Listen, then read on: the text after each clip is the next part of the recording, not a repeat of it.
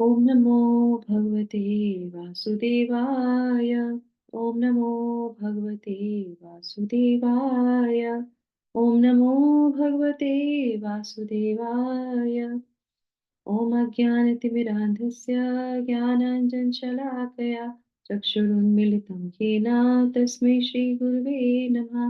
नमो विष्णुपादाय कृष्णपृष्ठाय भूतले श्रीमते भक्तिवेदान्त स्वामिन् इति नामिने।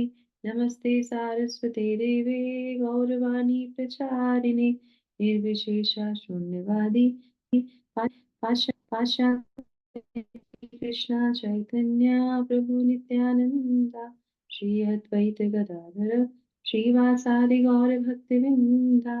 हरे कृष्णा कृष्णा कृष्णा हरे हरे, हरे राम राम राम हरे हरे। जगत गुरु श्रील प्रभुपाद की जय। भगवत वाणी भगवत गीता जी की जय। गुरु महाराज की जय। ऊपम करोति वाचालं पंकजं हरिदेवं नित्य वंदे श्री गुरुदेव धारणं परमानंदं माधवं श्री चैतन्येश्वरं। हरि ओम तत्सत। हरे कृष्णा हरे कृष्णा। तो आप सब लोग का बहुत बहुत स्वागत है। और आप सभी लोगों को सबसे पहले तो जो है गुरु पूर्णिमा की बहुत बहुत शुभकामनाएं। आज का दिवस बहुत ही विशेष है ना। तो हमारे इस समाज में जब हम यहाँ रहते हैं तो हमें कई लोगों से कई शिक्षाएं प्राप्त होती हैं। हमारे शिक्षा गुरु दीक्षा गुरु जिनसे हम कुछ भी सीखते हैं, तो उनके लिए आज का दिन जो है बहुत विशेष है कि हम उनको आज के दिन ग्रेटिट्यूड के साथ उनको धन्यवाद अर्पण करें। मानसिक रूप से, शारीरिक रूप से, जैसे भी हम कर सकते हैं, तन से, मन से, धन से, हमें आज उनको धन्यवाद अवश्य करना चाहिए। नहीं तो वो ऋण हमारे ऊपर रह जाएगा, क्योंकि हम प्रत्येक किसी न किसी से कुछ ना कुछ सीखते हैं जीवन में। तो आज का दिन बहुत इंपॉर्टेंट है। तो जब भी समय मिले आप उन लोग को जरूर धन्यवाद दीजिएगा, भगवान से उनके लिए प्रार्थना कीजिएगा। और धन्यवाद करते हुए कि भगवान आपने हमको ऐसे गुरु दिए हैं जिनसे हम अपने जीवन को साकार कर सके। तो चलिए आगे बढ़ते हैं। तो सबसे बड़े गुरु कौन है? सबसे बड़े गुरु हैं हमारे कृष्ण भगवान, है ना। जो पूरे ब्रह्मांड को जो है ज्ञान देते हैं, और पूरे भगवत गीता से इतनी अच्छी शिक्षाएं हमें मिलती है। तो भगवत गीता जी से हम रोज उनके सानिध्य में आते हैं, उनकी वाणी से आते हैं, है ना। और उसके बाद सबसे बड़े हमारे शिला प्रभुपाद, जिनके वाक्यों से, जिनकी तात्पर्य से, जिनकी प्रेरणा से हम लोग जो है भगवान के उन शब्दों को समझ पाते हैं, है ना। इसीलिए हम लोग प्रार्थना से शुरू करते हैं कि ओम अज्ञान तिमिरान्धस्य ज्ञानांजन शलाकया। कि वो अपना ज्ञान देंगे हमारे, तब हम जाके इन शब्दों को पढ़ पाएंगे, समझ पाएंगे। तो श्रील प्रभुपाद की जय। तो शुरुआत करते हैं श्लोक संख्या 27 और 28। तो जैसे कि हम लोगों ने पहले जो श्लोक पढ़े थे, कौन सा वाला पढ़ा था हम लोगों ने? पत्रम पुष्पम फलम तोयम, है ना, 26वां। और उससे पहले वाला किया था कि अहम ही सर्व यज्ञानाम भोक्ताम च प्रभु रेव च। तो हम, मैं हूँ, सभी का हूँ। और यान्ति देवव्रता, तो जो मेरे पूजा करते हैं वो मेरे पास आते हैं। तो विधि क्या बताई? तो विधि बहुत सरल है भक्ति करने की। तो यहाँ से ग्लोरिफिकेशन ऑफ भक्ति शुरू हो जाता है। तो सरल भक्ति बताई कि कुछ भी चढ़ा दो, सरलता से चढ़ा दो, प्रेम से चढ़ा दो मुझे, मैं अर्पण कर ले, मैं जो है उसे ग्रहण कर लेता हूँ। और उसके बाद फिर ये जब आगे आता है, ये वाला 27 वाला श्लोक, तो इसमें ये भी आगे, इसमें ये भी होता है कि जो है क्या तुम्हें करना चाहिए, मतलब क्या विधि क्या है। अगर हम भगवान के पास जाते हैं और ये सब करते हैं, तो विधि क्या है। तो आगे और एक विधि भगवान जो है इस श्लोक के माध्यम से बताते हैं। और फिर उस श्लोक को पढ़ने के बाद फिर दूसरे श्लोक को आगे बताते हैं कैसे कि ये जो सारी चीजें हम कर रहे हैं, जैसे पस्त्रम पुष्पम फलम तोयम, है ना। और उसके बाद फिर जो है ये वाला श्लोक जब हम पढ़ेंगे, ये वाला यत करोषि यद नाशी, है ना, जो भी तुम सोच के करते हो वो मेरे लिए करो, तो इन सब का फल क्या होगा, तो वो बताएंगे वो 28वें श्लोक में। तो हम कोशिश करेंगे आप दोनों श्लोकों को पढ़ने की, ठीक है। तो जो माता जी मेरे साथ वॉलेंटियर करना चाहते हैं कृपया करके पढ़ सकते हैं, ठीक है। यत करोषि यद नाशी यत्करोषि यत्नासि यज्जुहोषि तदासि यत् यज्जुहोषि तदासि यत् यत् पश्यसि कौन्तेय यत्तपस्यसि कौन्तेय तत्कुरुषव मदर्पणम्। तत्कुरुष्व मदर्पणम्। थैंक यू माता जी। तो यहाँ पे भगवान क्या बोल रहे हैं? हे कुंती पुत्र, तुम जो करते हो, जो खाते हो, जो कुछ अर्पित करते हो या दान देते हो, और जो भी तपस्या करते हो, मुझे अर्पित करते हुए करो। तो जो लास्ट वाली लाइन है, मुझे अर्पित करते हुए, उसको सारी लाइनों में जोड़ दीजिए। कैसे? उसको ये कर दीजिए, यत करोषि जो है, उसके बाद मदर्पणम, है ना? और ददासी यदश्नाशी मदर्पणम, है ना? यत जुहोषि मदर्पणम, ददासी यत, मतलब जो भी है वो सब मुझे ही कर दो। वो सारी लाइन हम उसको जोड़ सकते हैं। तो इस तरीके से भगवान यहाँ पे बोल रहे हैं। तो क्या बोल रहे हैं? यत करोषि, तो जो भी तुम कर्म अनुष्ठान करते हो वो। यत अश्नासी, जो तुम भोजन खाते हो वो। उसके बाद है यत जुहोषि, जो हम होम या यज्ञ करते हैं वो। उसके बाद क्या है? यत ददासी, जो हम दान देते हैं वो। फिर क्या है? तपस्यसि, जो हम तप करते हैं, ऑस्टेरिटी करते हैं वो। फिर क्या है?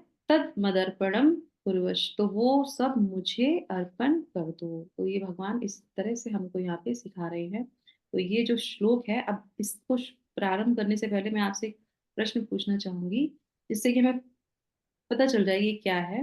तो ये जो श्लोक है, भगवान कह रहे हैं कि तुम जो भी करते हो वो मुझे अर्पण कर दो। तो अब ये श्लोक जो है, क्योंकि ये पार्ट किसका है? ये भक्ति की ग्लोरिफिकेशन का पार्ट है ना? तो यहाँ पे शुद्ध भक्ति की बात हो रही है, निष्काम भक्ति की बात हो रही है, या कर्म योग की बात हो रही है? क्योंकि अभी हम लोग 9th चैप्टर पे हैं, तो इतना शुद्ध तो। भक्ति की माता जी। शुद्ध भक्ति की। ओके, कोई और आंसर? सब लोग का यही मानना है ये शुद्ध भक्ति का श्लोक है? शुद्ध भक्ति में क्या होता है? अन्याभिलाषिता शून्यम, ज्ञान हाँ, कर्म। यस, नीला माता जी क्या बोल रही है? तो भी निष्काम भक्ति। निष्काम भक्ति। ओके, निष्काम कर्म करते हुए। ओके, तो ये श्लोक ना शुद्ध भक्ति में आता है, और किस में नहीं आता? ये निष्काम भक्ति में भी नहीं आता। ये मिश्रित है, मिश्रित कर्म श्लोक है ये, और बहुत इंपॉर्टेंट है। भगवान इसमें इंस्ट्रक्शन दे रहे हैं, क्योंकि भगवान की भक्त वत्सलता इसमें दिखाई जा रही है। तो शुद्ध भक्ति की नहीं है। शुद्ध भक्ति क्या करता है? वो तो सिर्फ और सिर्फ भगवान को तुष्ट करने के लिए चीजें करता है। पर भगवान क्या बोल रहे हैं यहाँ पे? वो कह रहे हैं कि तुमको जो अच्छा लगता है वो तुम मुझे अर्पण करो। तो भक्त क्या करेगा? जो उसको अच्छा लगेगा वो करेगा भगवान को अर्पण। हमको पिज्जा खाना अच्छा लगता है, तो आज भगवान को पिज्जा ऑफर करेंगे। तो ये तो शुद्ध भक्ति नहीं हुई। करेक्ट। और फिर वो क्या कह रहे हैं कि जो है कर्म फलों को जो है भगवान को समर्पित कर दो। तो यहाँ पे निष्काम कर्म भी जो है उतना आता नहीं है। तो इसमें जो है कर्म मिश्रित जो है ये श्लोक हो जाता है। कर्म मिश्रित योग जो है ये आ जाता है। भक्ति भी है, कर्म भी है, थोड़ा निष्काम फल भी आ गया इसमें। और तो इस तरीके से तो हमारे जीवन में पहले हम लोग तात्पर्य पढ़ेंगे, फिर हम इसको थोड़ी सी समझने का प्रयास करेंगे। हमारे लिए बहुत अच्छी शिक्षाएं भी हैं इसमें। यस माता जी, कौन पढ़ना चाहेगा तात्पर्य? मैं पढ़ूं माता जी? हरे कृष्णा। इस प्रकार यह प्रत्येक व्यक्ति का कर्तव्य है कि अपने जीवन को इस प्रकार ढाले कि वह किसी भी दशा में कृष्ण को न भूल सके। प्रत्येक व्यक्ति को अपने जीवन निर्वाह के लिए कर्म करना पड़ता है, और कृष्ण यहाँ पर आदेश देते हैं कि हर व्यक्ति उनके लिए ही कर्म करे। प्रत्येक व्यक्ति को जीवित रहने के लिए कुछ न कुछ खाना पड़ता है, अतः उसे चाहिए कि कृष्ण को अर्पित भोजन के उच्छिष्ट की ग्रहण करें। अतः उसे चाहिए कि कृष्ण को अर्पित भोजन के उच्छिष्ट को ग्रहण करें। प्रत्येक व्यक्ति को कुछ न कुछ धार्मिक अनुष्ठान करने होते हैं, अतः कृष्ण की संतुति है, इसे मेरे हेतु करो, यही अर्चन है। प्रत्येक व्यक्ति कुछ न कुछ दान देता है, अतः कृष्ण कहते हैं यह मुझे दो, जिसका अर्थ यह है कि अधिक धन का उपयोग कृष्ण भावनामृत आंदोलन की उन्नति के लिए करो। आजकल लोग ध्यान विधि के प्रति विशेष रुचि दिखाते हैं, यद्यपि इस युग के लिए यह व्यवहारिक नहीं है। किंतु यदि कोई 24 घंटे हरे कृष्ण का जाप अपनी माला में करे तो वह निश्चित रूप से महानतम ध्यानी तथा योगी है, जिसकी पुष्टि भगवत गीता के 6 अध्याय में की गई है। हरे कृष्ण। थैंक यू माता जी। हरे कृष्णा। तो यहाँ पे सबसे इम्पोर्टेंट जो पहली लाइन है शिला प्रभुपाद ने बोली है, वो हमारे लिए टेक अवे पॉइंट है। कौन सा है? इस प्रकार, यह प्रत्येक व्यक्ति का कर्तव्य है कि अपने जीवन को इस प्रकार ढाले कि वह किसी भी दिशा में कृष्ण को न भूले। तो हमें कैसे अपने जो है कार्य करने चाहिए, या अपने लाइफ को कैसे सेट करना चाहिए कि हम कुछ भी कार्य करें, हमें हर समय कृष्ण की स्मरण रहे, और हम जो भी कार्य करते हैं वो भगवान के लिए हमें करना चाहिए। कुछ भी हम करते हैं तो उससे क्या होगा, हम कृष्णा कॉन्शियस में रहेंगे। और यही बोलते हैं कि ये जो कृष्णा कॉन्शियस मूड जो रहता है, ये सबसे बड़ा जो है क्या है, ध्यान है। तो अलग से ध्यान लगाने की जरूरत नहीं होती जब हमारे हर चीज में भगवान की ही ध्यान लगा रहता है। तो वो सबसे बड़ा है। आज के श्लोक, आज की शिक्षा में भी श्रील प्रभुपाद यही समझा रहे थे कि अगर हम भगवान की छोटी से छोटी सेवा करते हैं तो क्या होता है कि हमें उस चीज को छोड़ने का मन ही नहीं करता है। हम भगवान को छोड़ ही नहीं सकते। क्यों? क्योंकि उसमें हमें आनंद मिलने लगता है। तो आप देखिएगा कृष्ण भावनामृत में जब आते हैं, भक्ति में आते हैं, तो कोई किसी ने आपको प्रेशर थोड़ी ना किया कि नहीं आप माला करिए, माला करिए। शुरू में बोला गया कि हाँ आप जपा शुरू करिए, पर उसके बाद हमें खुद को ही आनंद आने लगा ना कि हाँ हमको जपा करने से अच्छा लगता है, हमें सुबह उठने से अच्छा लगता है, मंगला आरती करने से अच्छा लगता है, भगवत गीता पढ़ने से अच्छा लगता है। तो ये क्या है, ये आनंद मिलता है, और हमेशा भगवान के हम चिंतन कर सकते हैं, और उसके बाद स्वतः ही हमारा मन नहीं करेगा कि हम इसको छोड़ के जाएं। तो इस तरीके से हमें अपने पूरे जीवन को व्यवस्थित कर लेना चाहिए। एक दिन को व्यवस्थित करना चाहिए, और उसके बाद फिर पूरे जीवन को वैसे ही वो व्यवस्थित हो जाएगा। हमारा पूरा जीवन ऐसे ही धीरे धीरे निकल जाएगा। कितने साल हो गए हम लोग को कृष्ण भावनामृत में, हम वही चीज करते चले आ रहे हैं। पर क्यों? क्योंकि उसकी नवीनता जो है, उसका आनंद जो है हम लोग को मिलता है। ठीक है, तो इसी तरीके से जो हम ये श्लोक पढ़ रहे हैं, तो भगवान यहाँ पे क्या प्रयास कर रहे हैं समझाने का। हमारे जीवन में 3 तरीके के कर्म होते हैं, है ना? सुमन माता जी सुन रही ना आप एक ही है जो कैमरा खुला हुआ है जिससे मैं आपको इंटरेक्ट कर सकती हूँ। तो 3 तरीके के कर्म होते हैं हमारे जीवन में। अब आप ध्यान से सुनिएगा इसको। एक ब्लैक कर्म, एक व्हाइट कर्म, और एक ब्लैक एंड व्हाइट मतलब ग्रे। ठीक है, जिसके बाल है ऐसे तो उसको समझ में आ जाएगा, है ना? Salt and paper, grey. तो काले कर्म कौन से हो गए?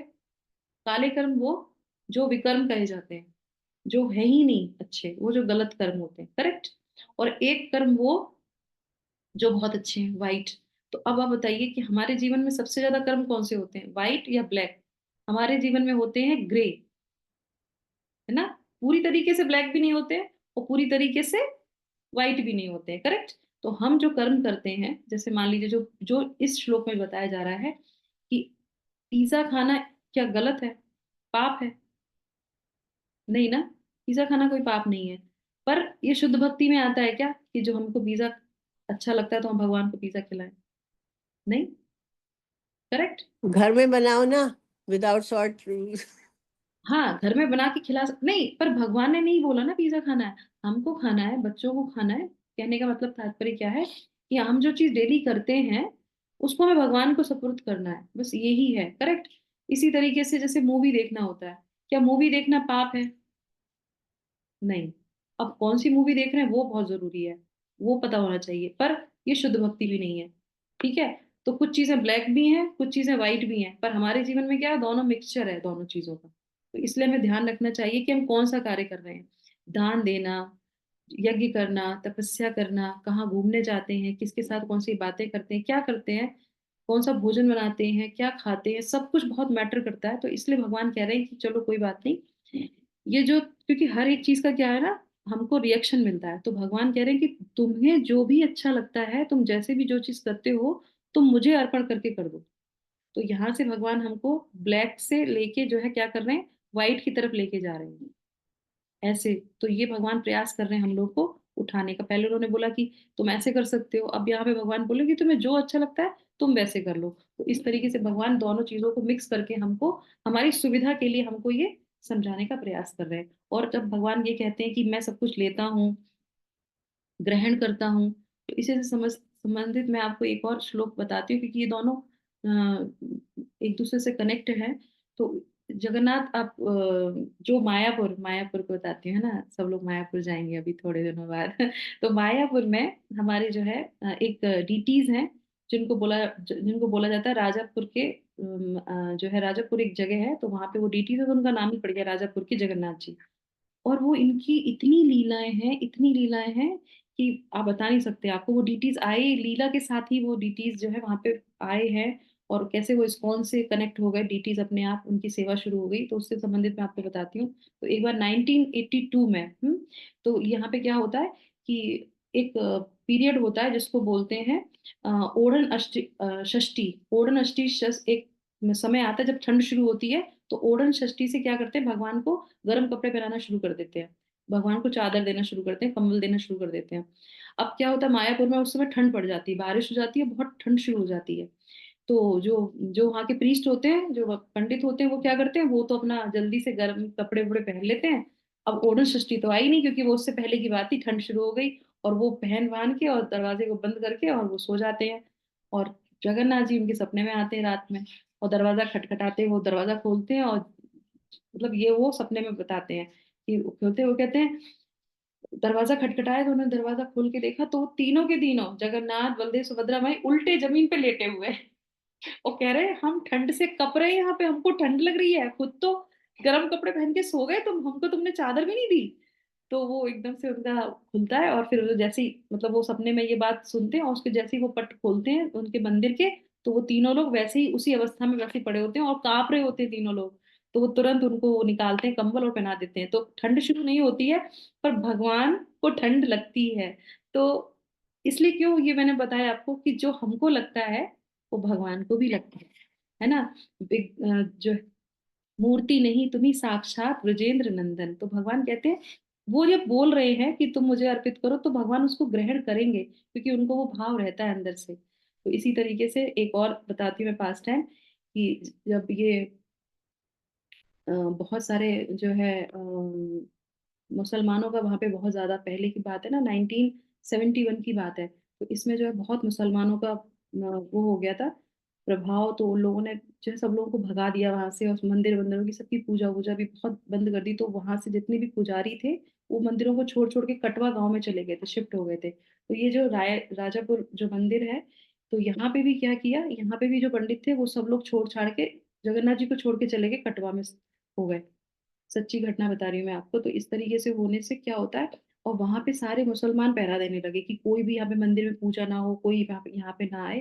तो इस तरीके से जो वो मुसलमानों का जो ग्रुप था, वो वहां पे पहरा देता था उसी मंदिर में बाहर।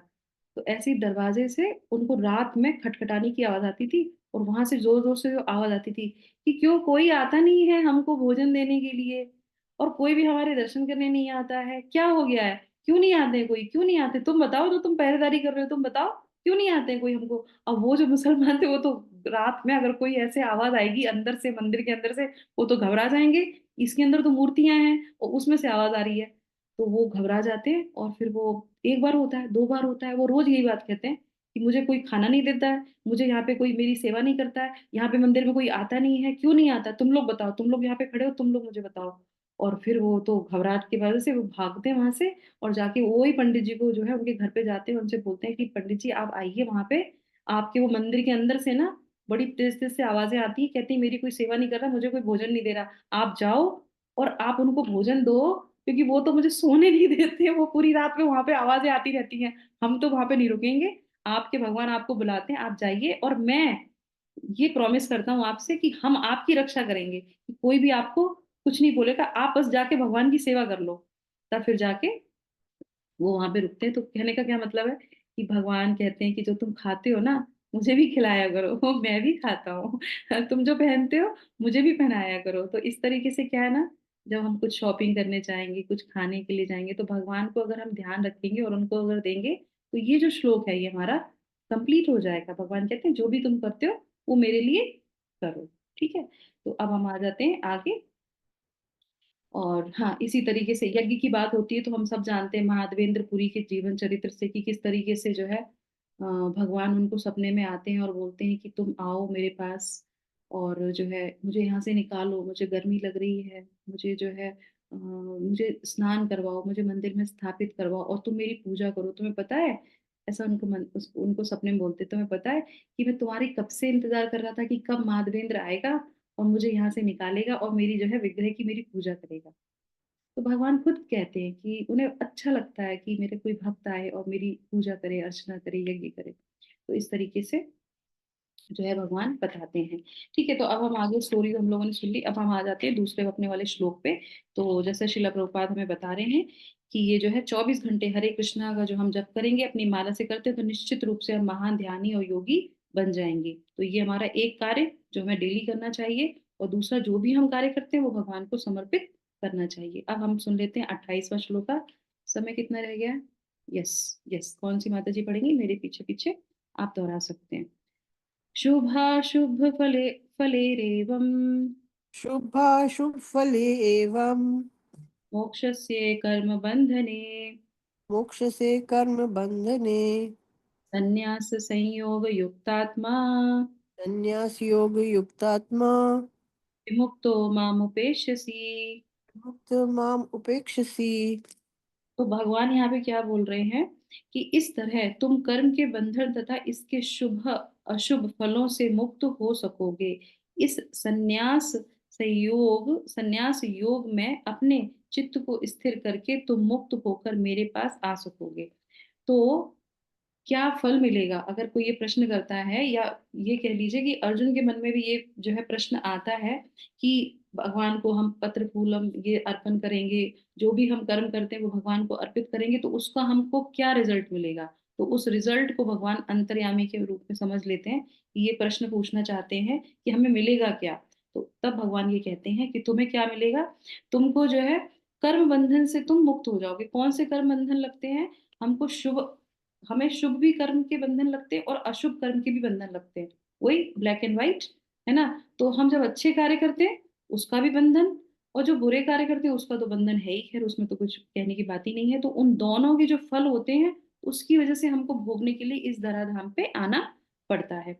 शिला प्रभुपाद जो है द्वितीय अध्याय के 50वें श्लोक के तात्पर्य में भी कहते हैं कि ये जो बद्ध जीव है, ये अनादि काल से अपने जो है शुभ और अशुभ कर्मों के फलों को अर्जित कर रहा है, और वो अर्जित करता रहता है, और उसको भोगने के लिए फिर उसको यहीं पे आना पड़ता है। और ये कितने समय से करता चला रहा है उसको समझ में ही नहीं आता। तो जो और योनियां हैं वो सिर्फ भोगती हैं। हमको क्या करना चाहिए? हमें बहुत बुद्धि से, ध्यान से, इंटेलिजेंस से ये ध्यान रखना चाहिए कि हम कौन से कर्म कर रहे हैं जिसका वो बंधन ना लगे। तो शुभ बंधन भी जो है शुभ कर्म भी हमें बंधन देता है, अशुभ कर्म भी हमको बंधन देते हैं। तो अब हमें तात्पर्य पढ़ेंगे, और शिला प्रभुपाद पहले ही वाक्य में पूरी बात को कंप्लीट कर देते हैं। यस माता जी, कौन पढ़ना चाहेंगी? दो माता जी पढ़ लीजिए। तात्पर्य श्रील प्रभुपाद की जय। गुरु के निर्देशन में कृष्ण भावना अर्थ में रहकर कर्म करने को युक्त कहते हैं। पारिभाषिक शब्द युक्त वैराग्य है। श्री रूप गोस्वामी ने इसकी व्याख्या इस प्रकार की है। भक्ति रस अमृत सिंधु 2.255।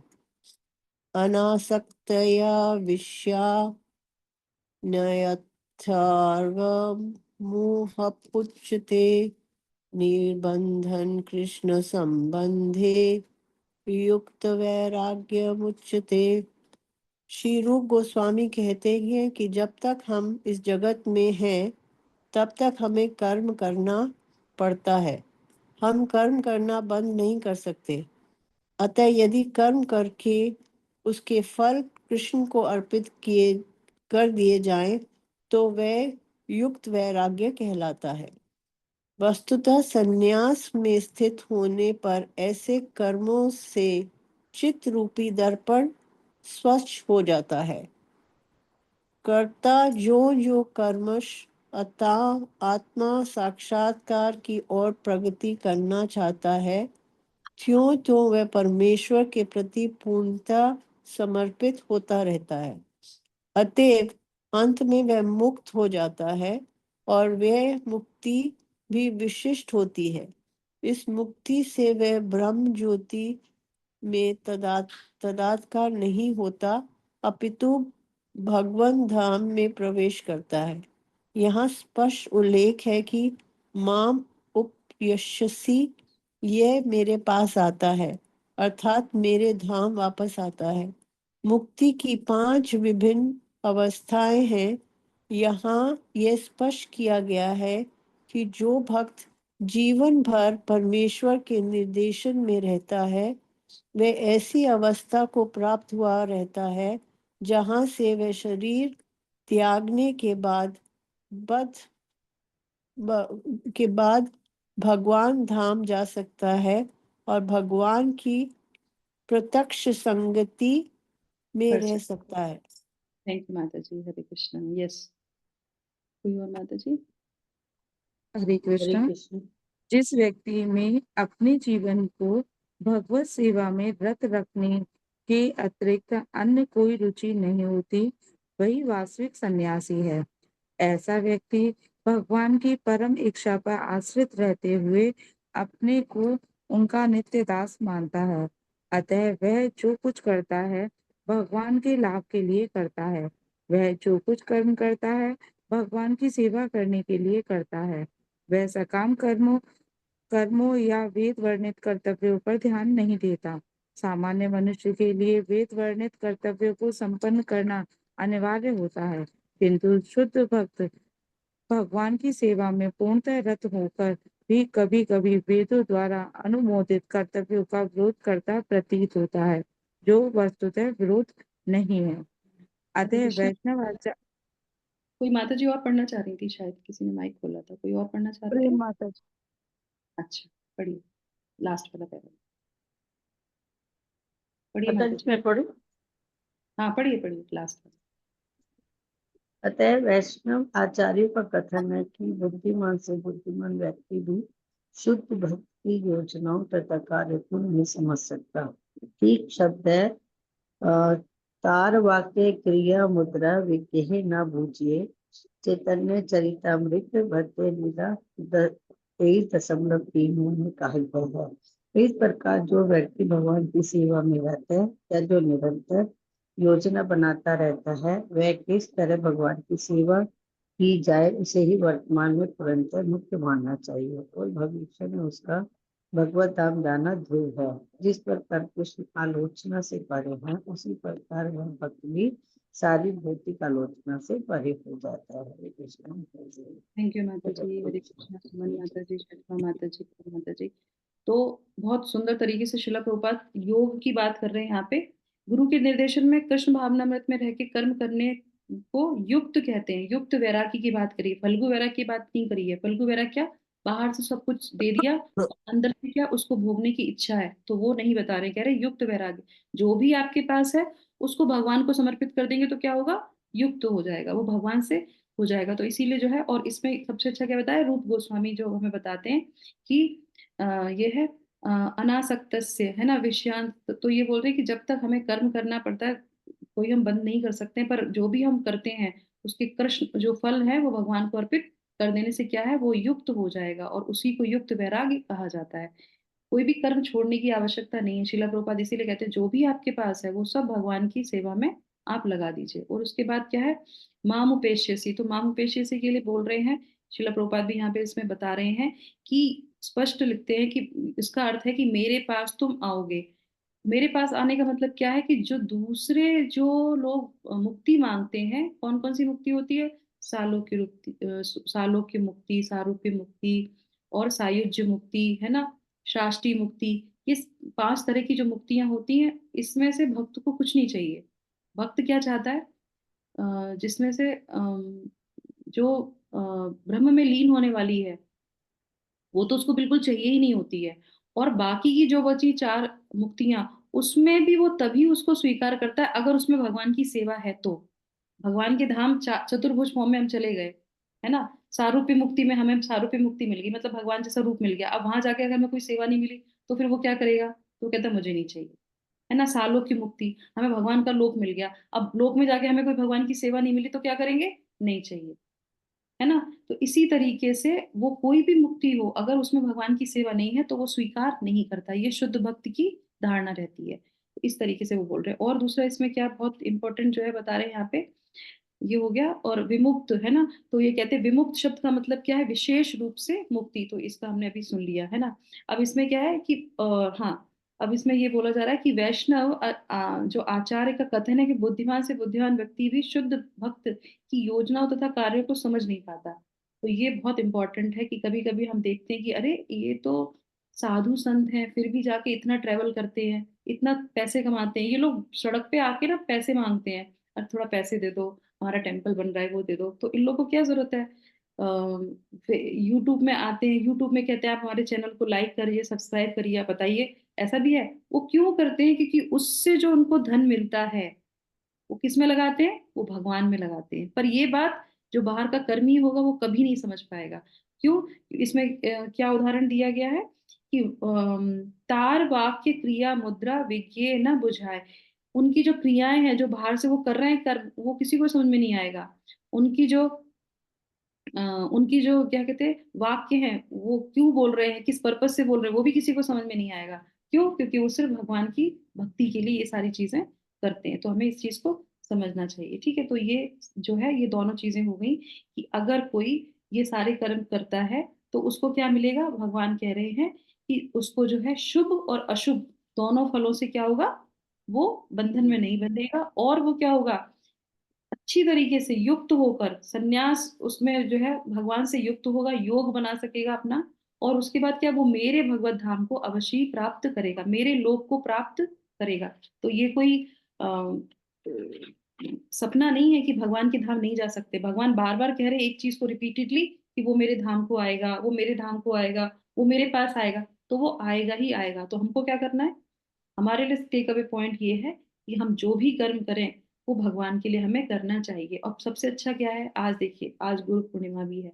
हम आज ही से, और आज से हमारा क्या है, जो गृहस्थ लोग हैं, एक्चुअली में ये सारी चीजें गृहस्थों के लिए ज्यादा होती हैं। जो सन्यास ले लेते हैं वो अलग चीज हो गई है ना, वानप्रस्थ लोग भी अलग हो जाते हैं। सन्यास जो गृहस्थ वाले हैं ना, उनको घर की भी चीजें देखनी है, पैसा भी कमाना है, सब कुछ देखना है, और भक्ति भी करनी है। तो इसीलिए हमारे लिए तो ये बहुत जरूरी है कि हमको, जैसे ये चतुर्मास शुरू हो गए हैं ना, गृहस्थों के लिए चतुर्मास है, वैसे तो एकादशी से शुरू हो गए थे। तो हमको क्या करना चाहिए, कोई नियम बनाना चाहिए जिससे कि हम हमेशा भगवान का चिंतन कर सके। भगवत बाणी हम लोग पढ़ रहे हैं, भागवतम हम लोग पढ़ते हैं, भगवान के नाम करते हैं, भगवान को ऑफरिंग करते हैं। कोई भी चीज नियम ले लीजिए कि नहीं हम डेली डेली भगवत गीता पढ़ेंगे ही पढ़ेंगे, सत्र में आएंगे ही आएंगे, और भगवान का नाम जो है लेंगे ही लेंगे। तो इस तरह से क्या होगा, हम भगवान के चिंतन में रह सकते हैं। ठीक है। अब इसके बाद जो है एक चीज मैं आप लोगों को यहाँ पे एक बहुत सुंदर सा एक श्लोक बता रही हूँ। आप लोग चाहें उसको ले लीजिए, और इस चतुर्मास में है ना, और संकल्प कर सकते हैं कि डेली पूरे दिन में जो भी हम कार्य करते हैं, अगर चलो मान लीजिए हमने भूल चूक से कोई चीज ऐसी होती है, हम जल्दी जल्दी में कर जाते हैं, भूल जाते हैं, तो एटलीस्ट रात को सोने से पहले ये श्लोक खोल दीजिएगा। तो क्या होगा, जो भी हमने पूरे दिन में कार्य किया है, क्योंकि ये क्या है, कर्म मिश्रित जो है श्लोक है। तो भगवान कह रहे कोई बात नहीं, धीरे धीरे शुद्धि तो धीरे धीरे आएगी। तो हो सकता है चतुर्मास के बाद शुद्धि एकदम पूरी तरीके से आ जाए, है ना, ऑस्टेरिटी हमको शुद्ध भक्ति में आगे आ जाए हम लोग। तो इस तरीके से तो मैं अपना शेयर करती हूँ स्क्रीन आपके साथ, और आप लोग इसको ध्यान से पढ़िएगा, सुनिएगा, समझिएगा, और प्रयास कीजिएगा। इसको डेली सोने से पहले बोलिए। ठीक है।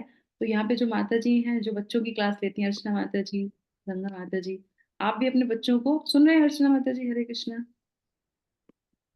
ओके। Yes ma'am. हाँ, तो यस आप अपने बच्चों को भी बता दीजिए, है ना, कि वो भी जो है बच्चों के लिए बहुत अच्छा है कि वो सोने से पहले अपनी सारी, क्योंकि बच्चों के मन में थोड़ी ना होता है कि हमें ये ऑफर करना है, ऐसे ऐसे कर, वो तो खेल कूद में करते हैं। पर सोने से पहले अगर वो ऐसा करेंगे तो क्या होगा, वो सारी चीजें भगवान को हो जाएंगी समर्पित। तो चलिए सब लोग रेडी हैं सुनने के लिए? हरे कृष्णा। Thank you. एक संकल्प और ले लीजिए, क्लास में आएंगे तो हम सब लोग कैमरा खोल के बैठेंगे। चलिए, तो स्क्रीन दिखाई दे रही है आप लोगों को? हरे कृष्णा विज्ञापन कहाँ से आ गया, दिखाई दे रही है स्क्रीन? Yes ma'am.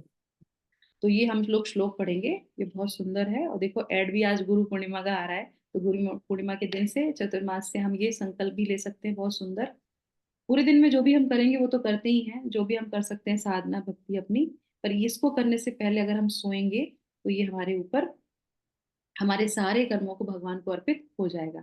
चलिए, कायेन वाचा मनसेन्द्रिये वा बुद्धयात्मना वा प्रकृते स्वभावात् करोमि यत् सकल परस्मै नारायणे करोमि समर्पयामि, है ना। तो क्या बोल रहे हैं, मैं अपने सभी कर्म जो वाणी से, मन से, इंद्रियों से, बुद्धि और आत्मा से जो भी हम करते हैं, वो हम भगवान नारायण को अर्पित करते हैं या करती हूँ। मैं उन सबको समर्पित करती हूँ। तो ये जो है प्रार्थना है, और भगवान को जो है सोने से पहले आप इसको बोल दीजिए कि जो भी है तो, क्योंकि ये पूरे दिन की है ना, पूरे दिन में हमने वाणी से कुछ कर्म किए, कुछ इंद्रियों से करे, कुछ मन से किए, कुछ बुद्धि से किए। तो ये सब जो है, जो भी हमने किया वो पूरी तरीके से हम भगवान को समर्पित कर सकते हैं।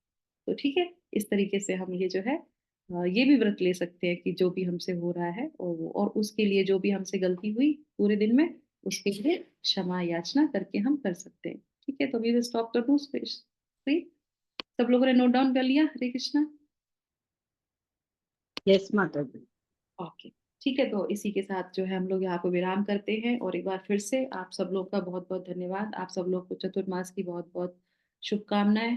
भगवान से प्रार्थना है, गुरु से प्रार्थना है कि वो हम पे जो है अपनी कृपा दिखाएं, उनकी जो है शक्ति से, उनकी जो है ज्ञान से हम लोग जो है भक्ति में आगे बढ़ सकें, कुछ नियम अपने जीवन में ले सकें और अपनी साधना को अच्छा बना सकें जो लोग भी, और वो सारी साधना अपने गुरु को अर्पित कर सकें कि हम आपकी प्रसन्नता के लिए ये साधना कर रहे हैं बस। तो ये हमारा पूरी तरीके से जो है धीरे धीरे चतुर्मास में कुछ संकल्प, कुछ डूज एंड डोंट्स वो भी हम ले सकते हैं, है ना। तो इस तरीके से हम अपना चतुर्मास को पूर्ण कर सकते हैं, इस जीवन को पूर्ण कर सकते हैं भगवान की और गुरु की जो है उनकी प्रसन्नता के लिए। तो चलिए एक बार फिर से हरे कृष्णा महामंत्र सबके साथ मिलके करते हैं। हरे कृष्णा कृष्णा कृष्णा हरे हरे, हरे रामा हरे रामा राम राम राम हरे हरे। जगत हरे गुरु शिला कृष्ण। प्रभुपाद की जय, भगवत भगवत गीता जी की जय। हरिओम तत्सत। हरे कृष्णा। थैंक यू माता जी। हरे कृष्णा, दंडवत प्रणाम। थैंक यू माता जी सो हरे मच। हरे कृष्ण माता जी, कृष्ण, दंडवत दंडवत प्रणाम। प्रणाम। हरे कृष्ण माता जी, दंडवत प्रणाम। हाँ। So much.